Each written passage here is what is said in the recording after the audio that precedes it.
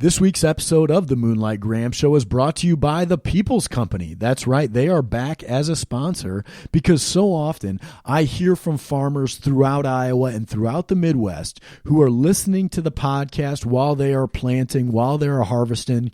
They're in their tractors, they're in their combines, which makes the People's Company a perfect partner for the Moonlight Graham Show here. As you guys probably well know, the People's Company is based in West Des Moines, Iowa, but they've really grown to be one of the nation's leading providers in land brokerage, land management, land appraisal, and investment services.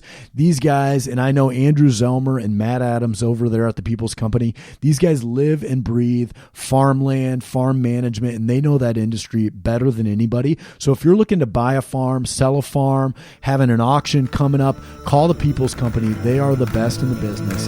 Check them out at peoplescompany.com. This is the Moonlight Graham Show, a freewheeling conversation with the role players, the underdogs, and guys with flat-out great stories in sports. Hello and welcome back to the Moonlight Graham Show. Once again, I am your host, Tim Flattery, and our Moonlighter for this week is a guy that I played noon basketball with over at the local gym, and he's about 20 years older than me, and he was just beating me up and down the court all game long. And then I come to find out his name's Mike Bourne. If you're from Iowa, you probably recognize the name Mike Bourne because not only did Mike play for Iowa State on back-to-back NCAA tournament teams back in 88 and 89 for Johnny Orr, but also Mike Bourne's son, Bowen Bourne, just won the Mr. Basketball Award given to the best high school basketball player in the state of Iowa this year. So the name Bourne has been in the news. So I wanted to get Mike on the show to talk about his basketball career because after Iowa State, Mike went on to play professionally in Europe. Then he came back to the States and he's had a really interesting career, but all in the basketball world. He's worked with Nick Nurse, who's now coaching the Toronto Raptors, won an NBA championship last year. He's worked for the Portland Trail Blazers, the Charlotte Hornets. He's now working for the Indiana Pacers. He's worked camps with Michael Jordan, the great MJ. He's got some great MJ stories here on the podcast. And so it was really great to get him on the podcast to talk about what it's like to be a basketball lifer, a basketball junkie, and nobody knows the game more than Mike Bourne. So it was great to talk hoops with Mike Bourne. And I think if you like basketball, you're going to love this episode of the Moonlight Graham Show. And if you like what we're doing here on the Moonlight Graham Show, make sure to subscribe to the podcast wherever you get your podcast, whether it's Apple Podcasts, Google Play, Stitcher, Spotify. Subscribe to the Moonlight Graham Show, and you know the drill. Leave us a 5-star review. You can also follow the show on social media, Twitter, Instagram, Facebook. We love hearing from you guys each and every week. Enjoy this week's episode with Moonlighter Mike Bourne.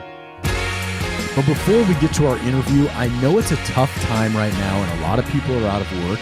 So I wanted to talk about a new sponsor we have on the show, buildiowa.org, because the construction industry, especially throughout the Midwest, is still up and running and hiring. And so I was just on this website, buildiowa.org, and what really stood out to me was how much the professional men and women in this industry make.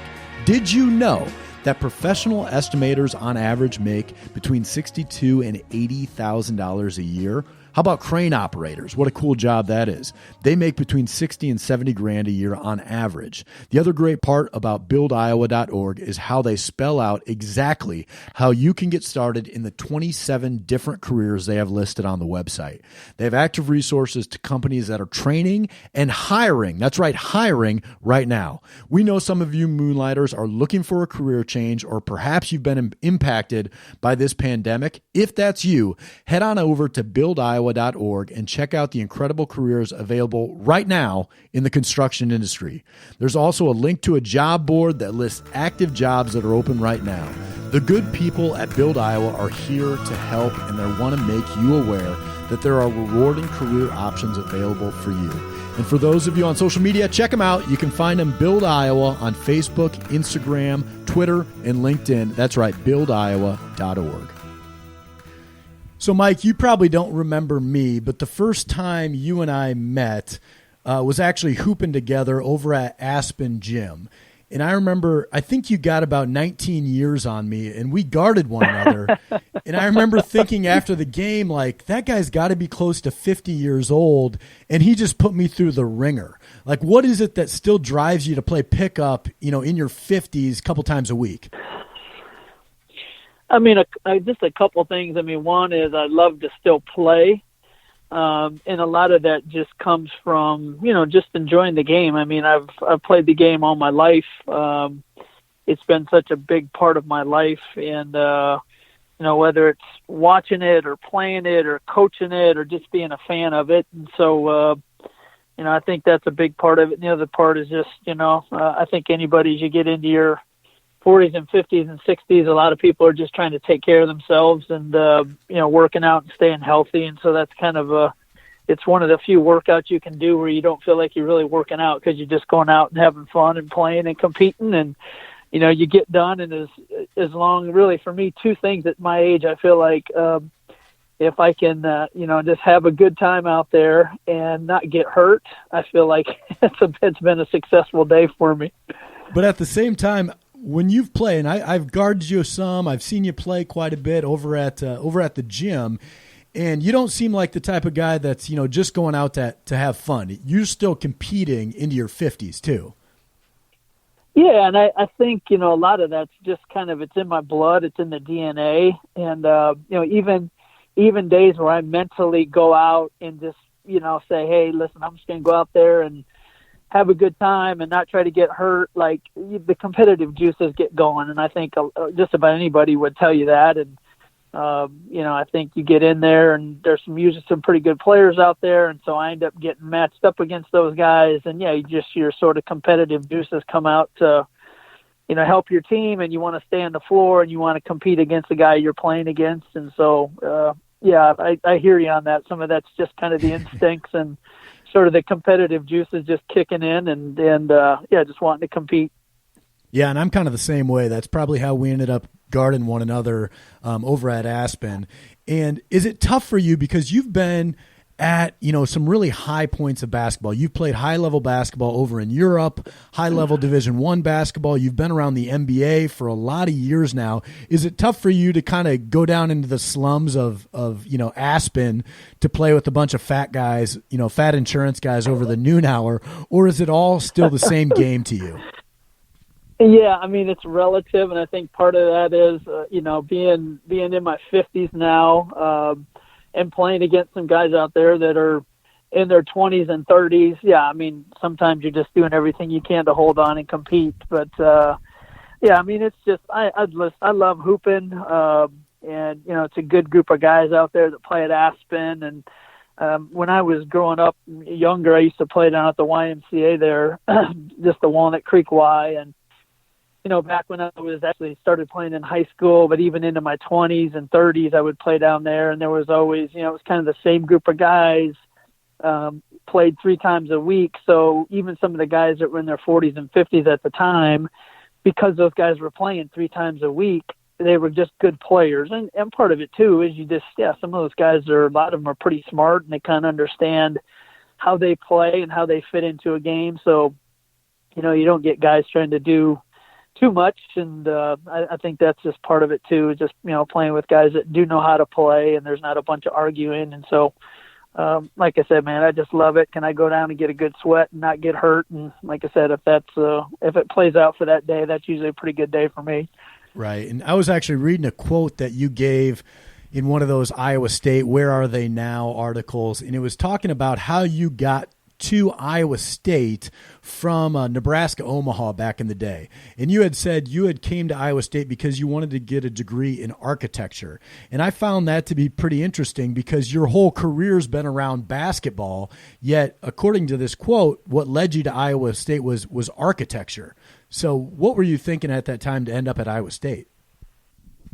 Yeah, I mean, it was a couple things. I mean, some of it was basketball, but yeah, I was really looking to get into sort of the art and design field. Architecture was something that I had a lot of interest in. And so it just felt like it fit from the academic part of it. And then also just, the basketball portion of it was a good fit. And I'll tell you a true story.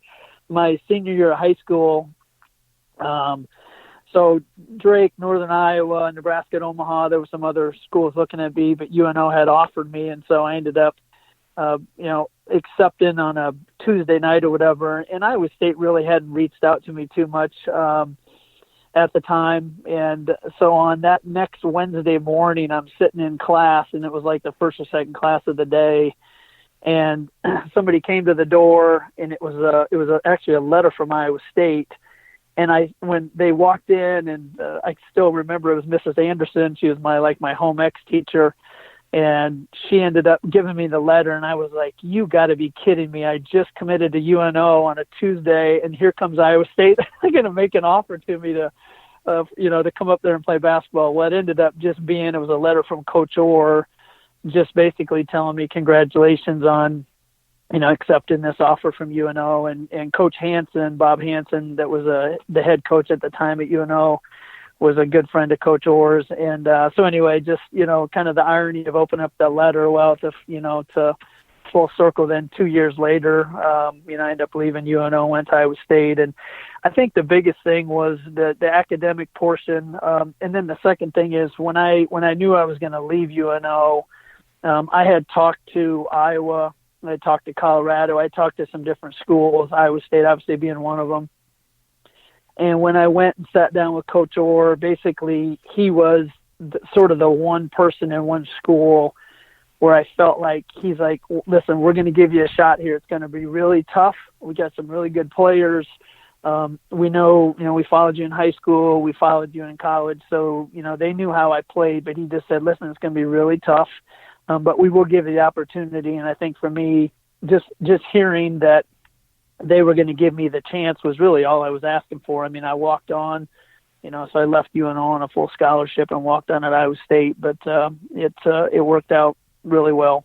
And I know at Iowa State, you guys went to back-to-back NCAA tournaments during your 2 years there. What was your role on those teams?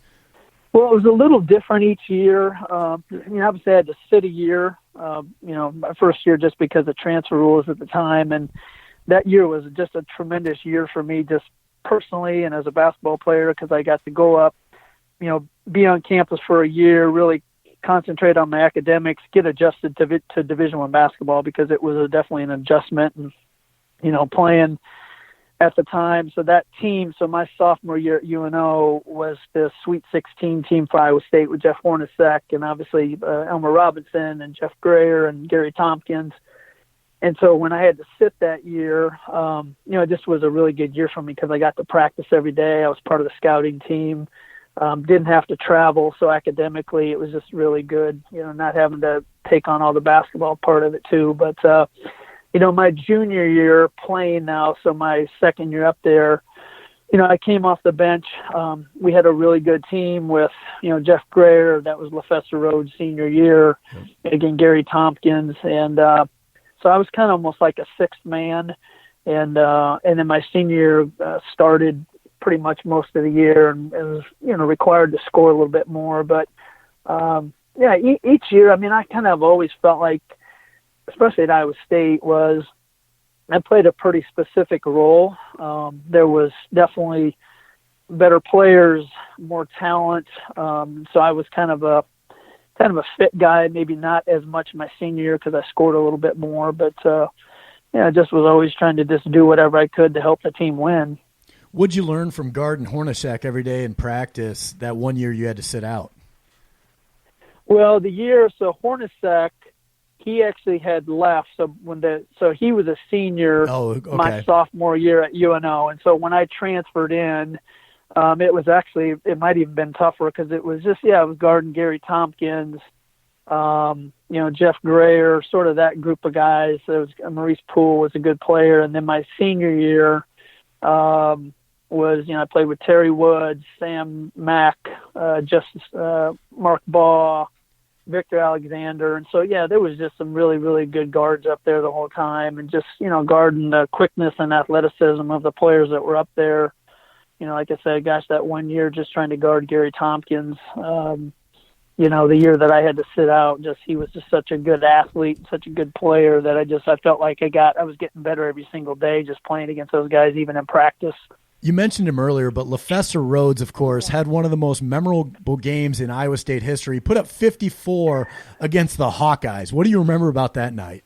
Yeah, I mean, I've actually played in that game, and, it's kind of interesting because LaFester and I were actually really, really good friends. The year that I sat out was his junior year, and he wasn't getting a lot of playing time, and so he and I were just, we just kind of hung out a lot, just really, really liked LaFester, and obviously was really happy to see him, get a chance as a senior, and he was always super talented. It was just a matter of just sort of trying to fit him into the game, and my junior year, so LaFester's senior year, we pressed, and we were up and down and really played at a fast pace, and so that was perfect for LaFester. And he was relaxed. He was just out there hooping. He wasn't really too concerned about, how big the game was or the moment.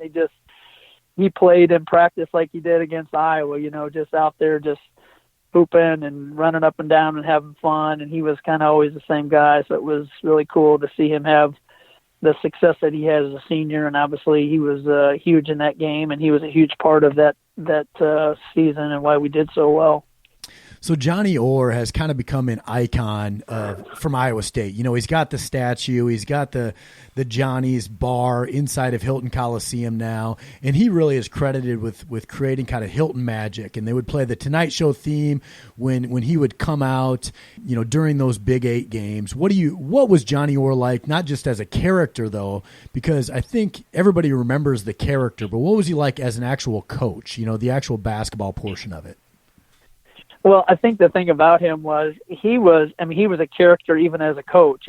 People saw his energy and how much fun he had and cracking jokes. And, he was a lot like that, as a coach too. And I still remember, some of the games that we would play where, that night at the game, boy, you can just remember whether it was Oklahoma or Okie State or Kansas State playing really good teams, and how he would be on you during the course of the game, and you thought the next day, like if we lost, against Kansas State or some good teams, that man, we were going to go in there and tomorrow was just going to be really, really tough practice. And he would come in there, and gosh, he just was smiling and had a good attitude, and just, really just enjoyed, I felt like, being around the team. And I think part of it was, when I was playing for him, he was, more towards the tail end of his career than the beginning. And so there was, he really relied on his assistant coaches from Jim Hallahan and Coach Craftsison and Steve Antrim, Rick Wesley, just some really good assistant coaches that he had,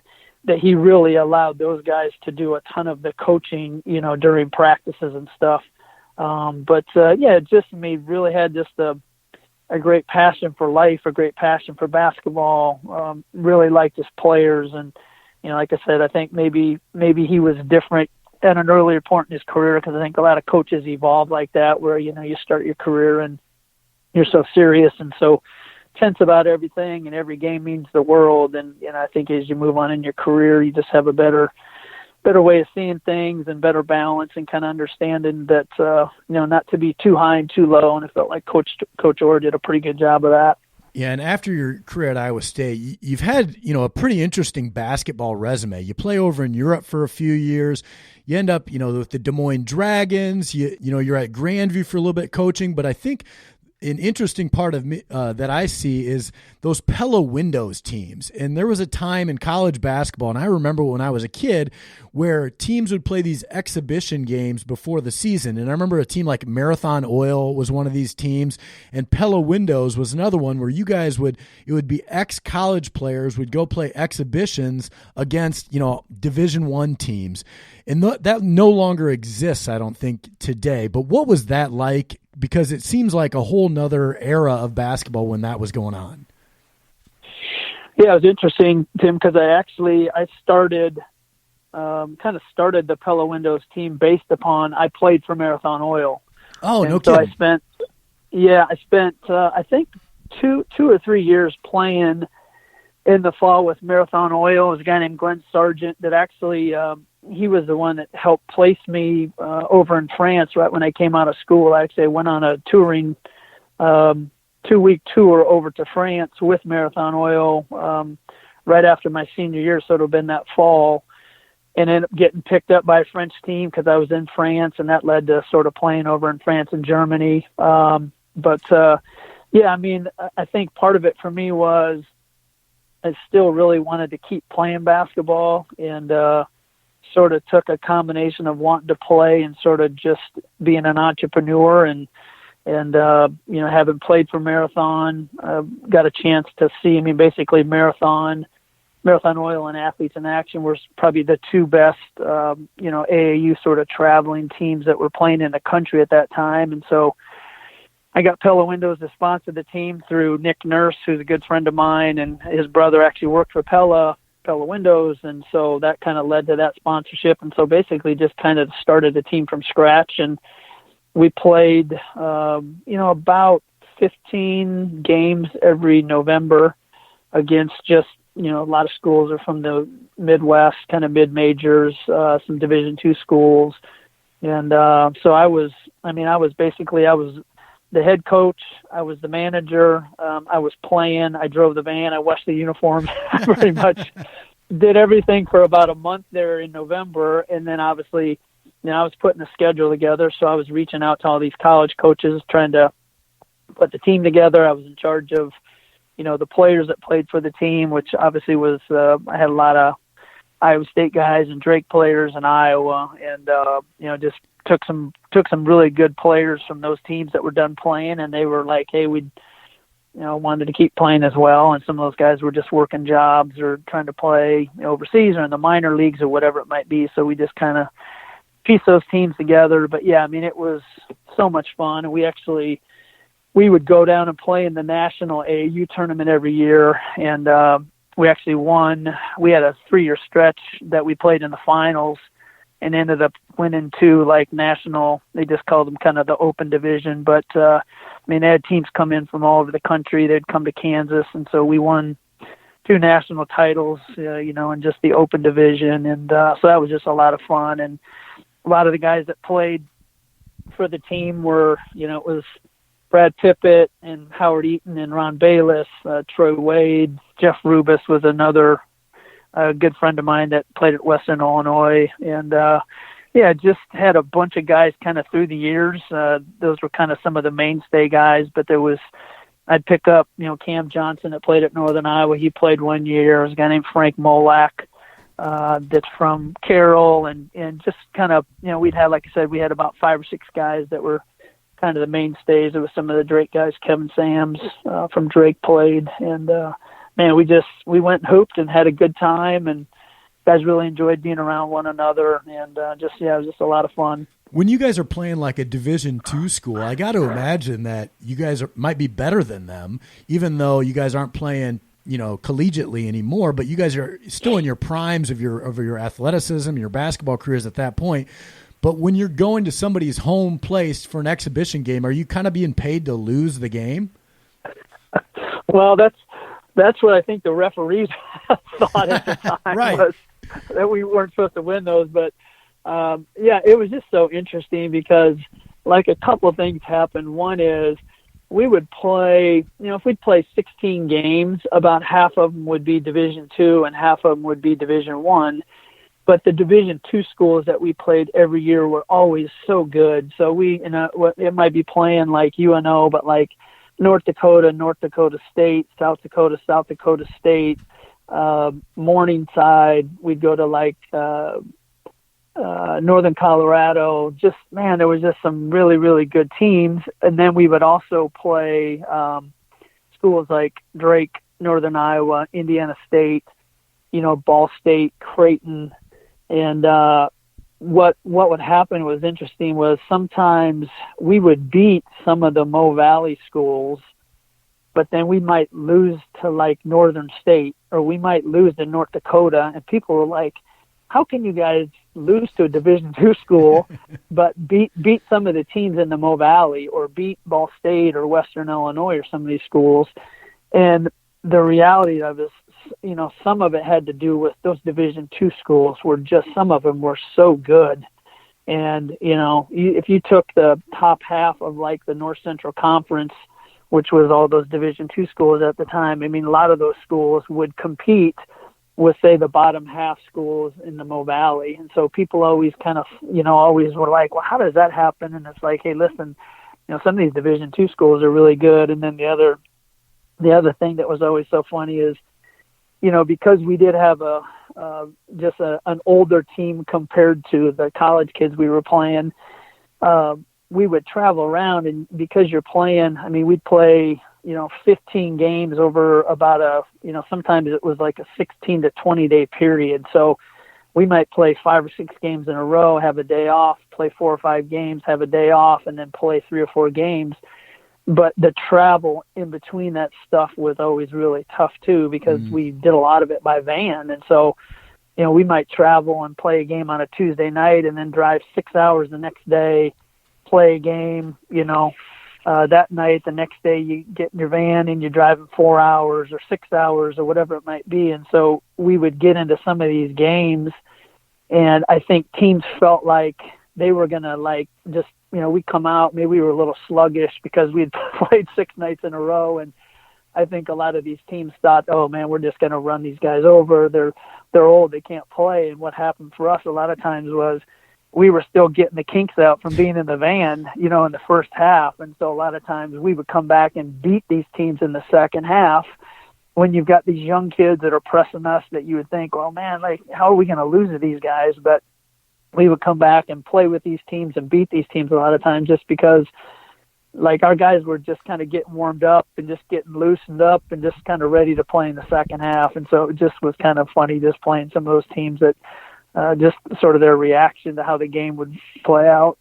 Man, you've played all over the world. You've played against so many different players. Who's the toughest guy you've ever had to guard? Well, I was blessed.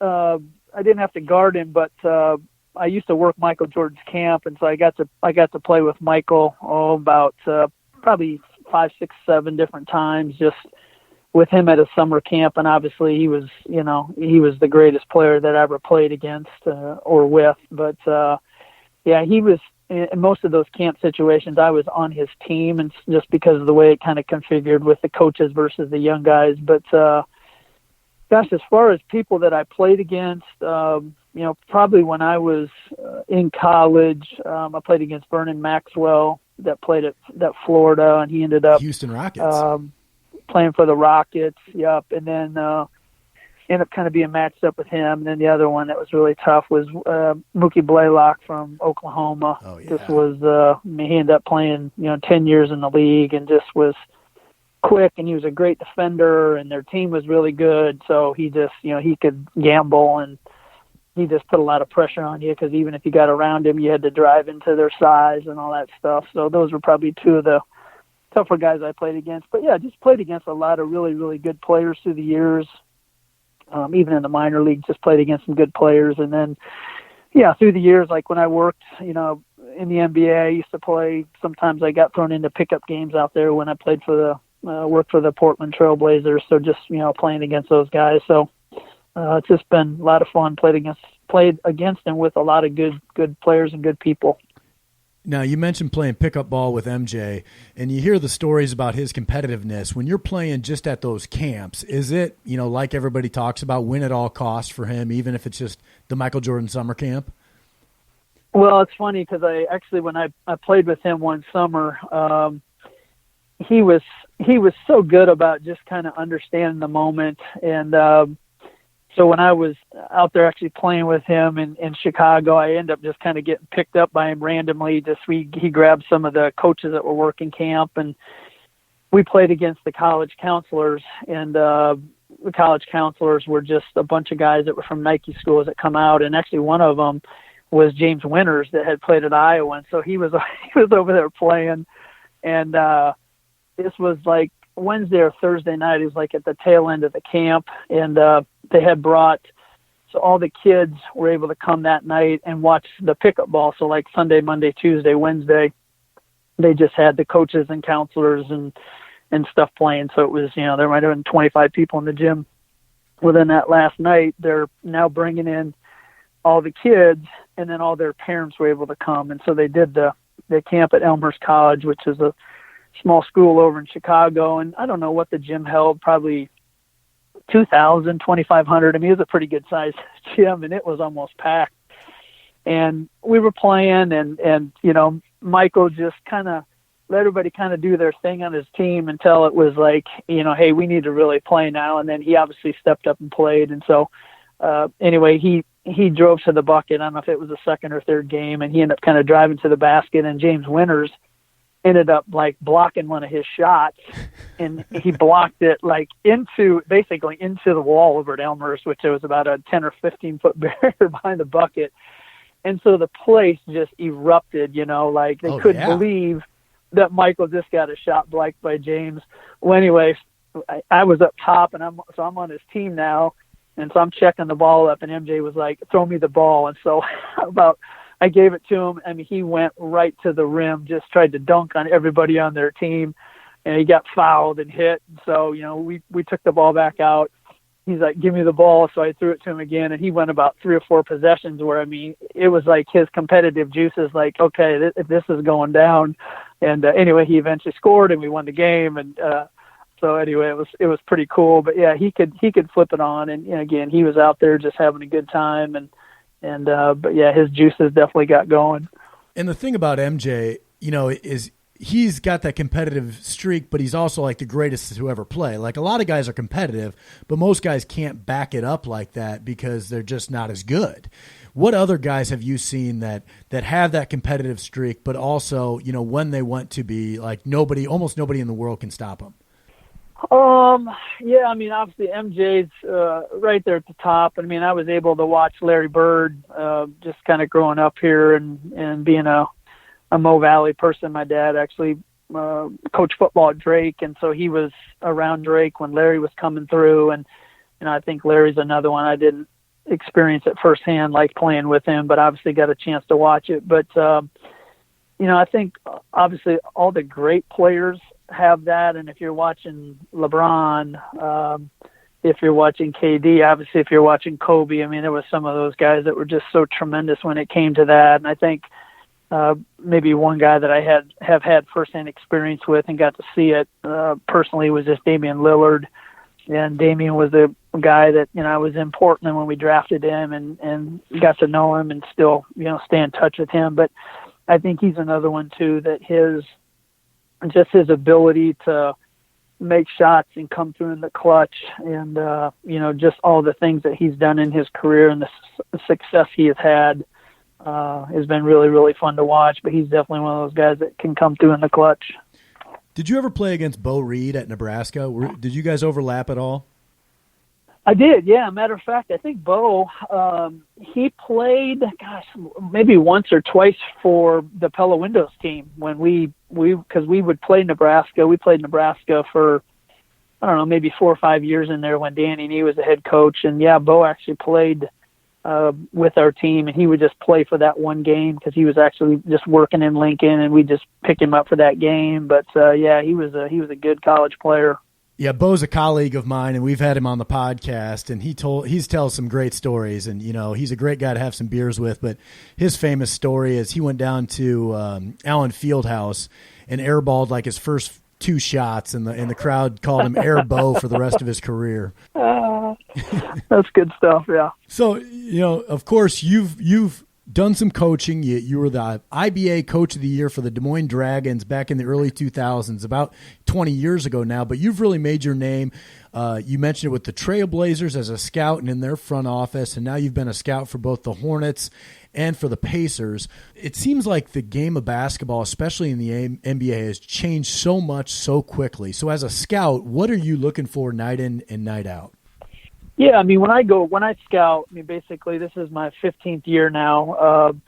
You know, I'm going out and I'm looking at personnel. So I'm looking at, you know, what guys can help the Blazers or the Hornets or the Pacers and the teams that I've worked for. And I've done college stuff. I've done minor league stuff, and I've actually done NBA stuff as well when I worked for the Blazers. But you know, when we're evaluating talent, we've kind of always had the sort of the three-pronged approach of eyes, ears, and numbers. And, essentially it's like, who am I seeing, like visually, that when I watch them, I really like them? What do I hear about that particular player? So we're collecting information just about what kind of person they are, what kind of teammate they are they coachable? Obviously, there's tons and tons of things that we try to figure out there. And then the last piece of it is just the numbers.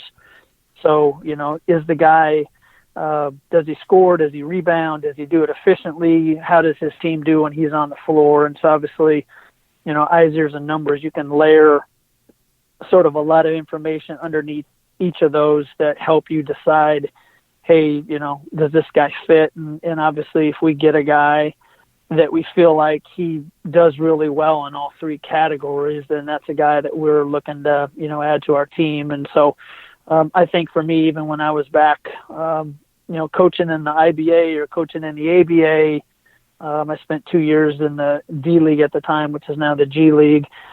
I was still doing sort of those three things. I didn't really, it wasn't phrased that particular way. That's something when I got to the NBA, it kind of became something that we used. But, essentially, like I said, we're just looking to find players that fit into those, three categories. And sometimes you get really talented players that have really good numbers, but then the intel that you collect on them, or they're not a great teammate, or they're hard to play with, then, maybe you're going to take a guy that's got a little bit lesser talent, or doesn't maybe have the same stats as, this other guy might have. How often do you need to watch a guy in person? Because it seems like nowadays you can gather a lot from watching the game on TV, because the TV has gotten to be so good. So, but do you have to go out and watch a lot of games in person, or can you catch a lot on NBA TV every day? Yeah, you can do both. I mean, I think we're seeing somebody in person where it helps is, if you can get down, you're on the floor, you get a chance to see, like, how big are they really? How tall are they? What's their weight like? Is he really 6'7" like they say he is, or is he 6'5"?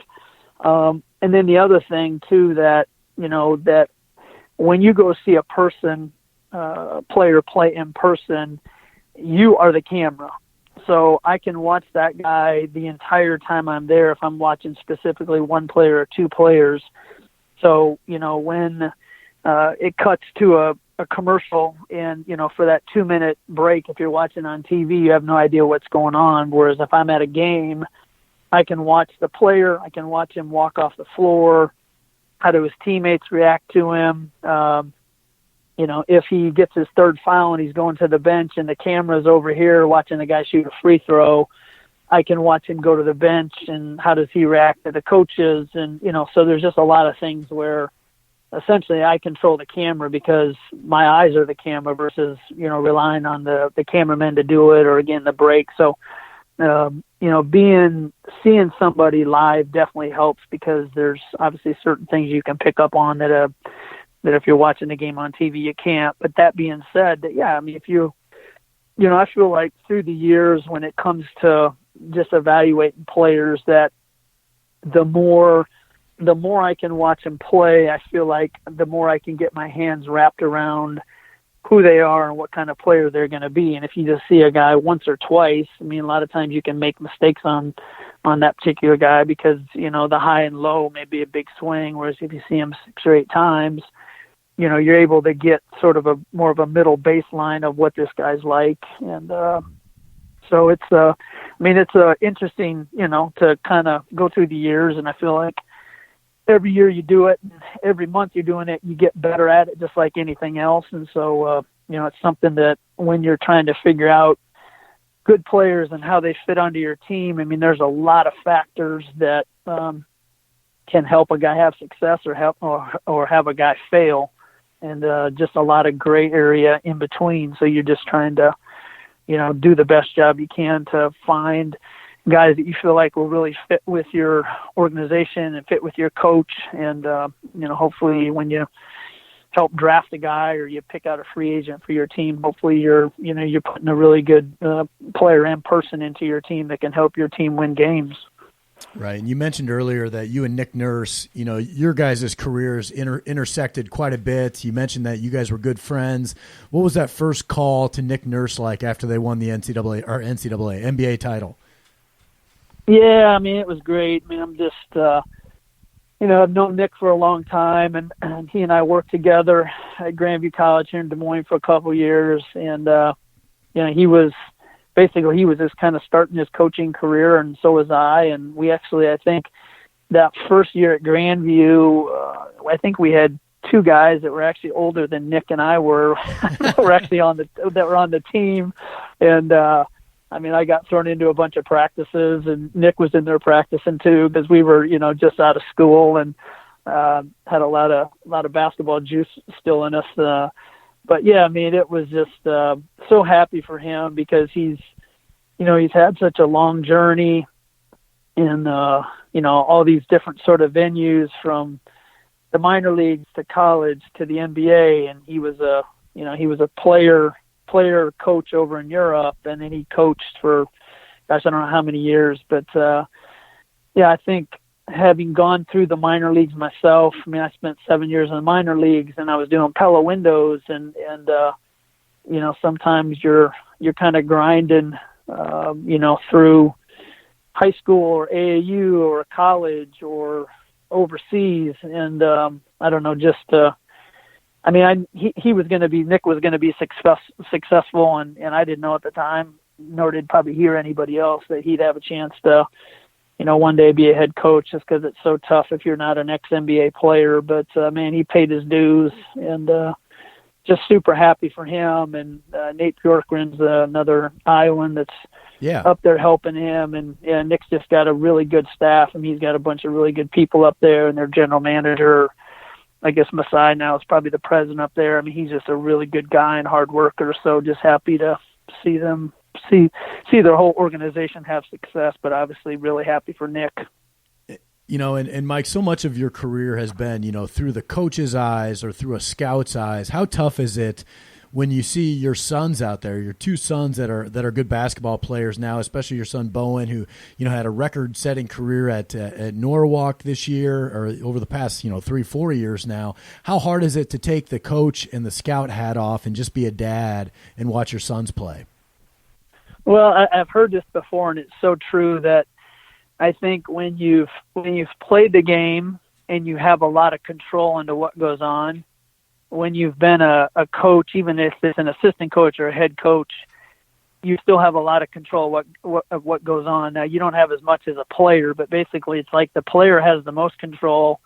The head coach, assistant coach then are underneath that. And then as a parent, you're sitting there where you have like no control whatsoever. So that's like, it's the hardest part sometimes to sit back and watch, just because you just, I have enjoyed so much, just watching, we have a daughter that's actually a junior at Simpson, and she played kind of just growing up, she wasn't really into hoops. She played when she was super young, but, played volleyball and softball and soccer, and eventually ended up playing softball. And she was a pretty good high school softball player, and she went to Simpson she played down there for a couple of years, softball, and then Bowen. And then we have a younger son that's in 8th grade now, Reddick. But I feel like I've been so blessed to be involved, just helping them, in their particular sports, and sort of coaching them, and, obviously trying to help them be good at what they're doing when it comes to sports, just because sports was such a big part of who I am and how much I just enjoyed, sports growing up, but also just trying to, teach them about just life lessons, and also just, how to carry themselves when they're on the field or on the court or whatever it might be, and just trying to, help them evolve into the best person they can be. But I think being able to do it through sports, like I said, the sport part of it for me was just something that, my dad coached me growing up in just about every sport there was, and sort of that bond and relationship you have, and just the lessons and the friendships and all those things that sports provides to parents and kids and all that stuff, to be able to sort of see our kids, go on and just enjoy the sports as much as they had. It's been really fulfilling for myself and Vicky. Absolutely. And now, Mike, the way we end every episode of the Moonlight Graham Show is with the 5 big questions. And the first question is, who is your all-time favorite teammate? Oh, man. Gosh, I don't know if I could put that on one person, man. There was so many just great high school teammates and people at Iowa State. And even like I talked about with the Pella Windows, there's been so many people that I maybe I'm going to punt on the first one, but man, there's just been some great friendships and stuff that I've developed through the years. All right, we'll let that one pass. What's one memory that you have from your basketball career that reminds you of everything that you love about the game? Gosh, I think, one sort of memory, I guess, that stands out for me was when I was up at Iowa State, and Brian Pearson, that has passed away, was just a good friend of mine and stuff. And I remember he hit a 3-point shot, and I think we played against Okie State. It was in Hilton.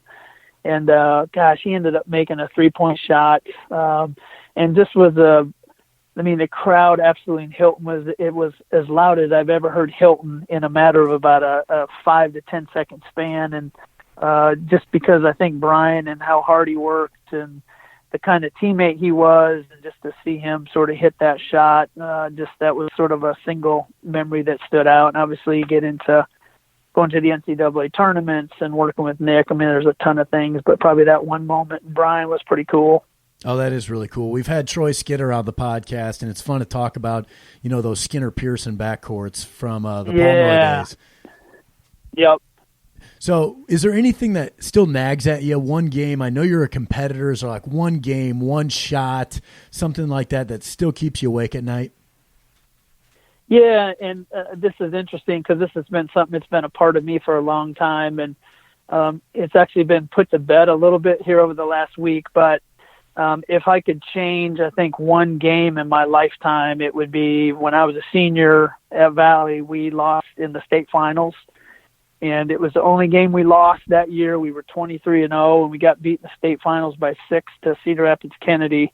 And it was my senior year, so we couldn't go back and try to, see if we could get back to state the next year. And I've been fortunate that I've been a part of a couple minor league teams that, won minor league titles and state AU titles and coached and played and all that. But I think, that's a pretty easy one for me. If I could change just one basketball game or sort of one athletic event, it would be us winning by 6 instead of losing by 6 in that game for sure. And like I said, I think with Bowen and his team, a week ago, having a chance to win that was something that was so cool for me to see. And probably some of it was just like filling a hole for me personally to see him be able to do that. And just, team and fans and coaches and teammates and all that was really cool.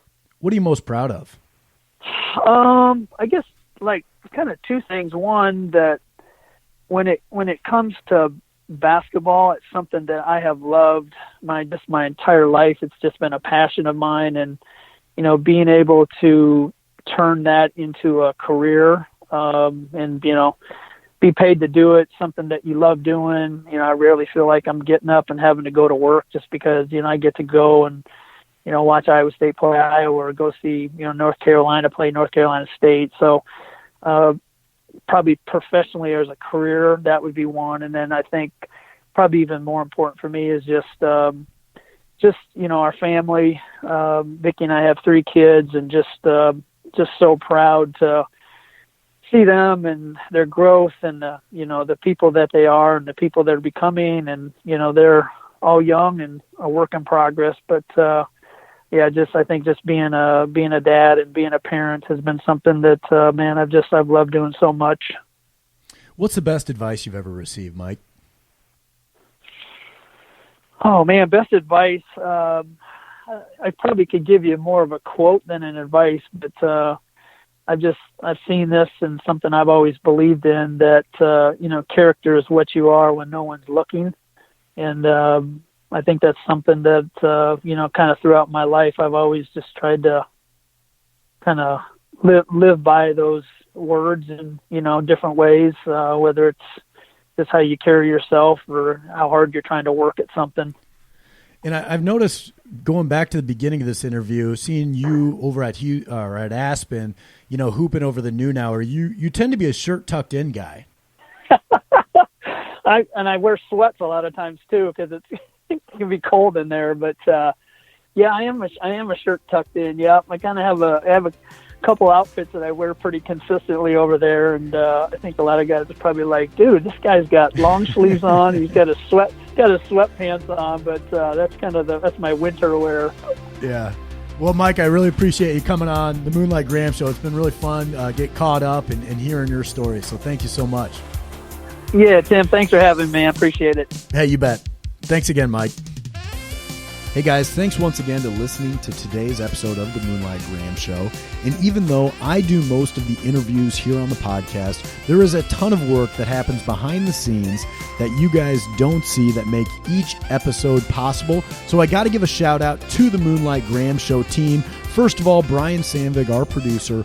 Brian does all of the post-production work, and in real life, he's not just a podcast producer, he's also a real estate agent. So if you're looking to buy or sell a home down in the Kansas or Missouri areas, give Brian Sandvig a call. Next guy on that list is Brendan Gargano. Brendan does all of our design and artwork here on the podcast. He's one of the most talented artists I've ever met, and I love all of his work. If you need any help on the design side with logos or anything like that, give Brendan Gargano a call. The next guy on that list is Andy Flattery, my older brother. Andy, of course, has done some of the interviews here on the podcast. He also is a certified financial planner. He owns a business called Simple Wealth Planning. If you need any help in that area, check Andy Flattery out. And then, of course, the trusty co-host Tom Griffin and my younger brother Neil Flattery. Those guys are just busy being husbands, being fathers, they're family men, but also they do a ton of work here on the show. So thanks again for listening. We really appreciate you guys subscribing and supporting the Moonlight Graham Show.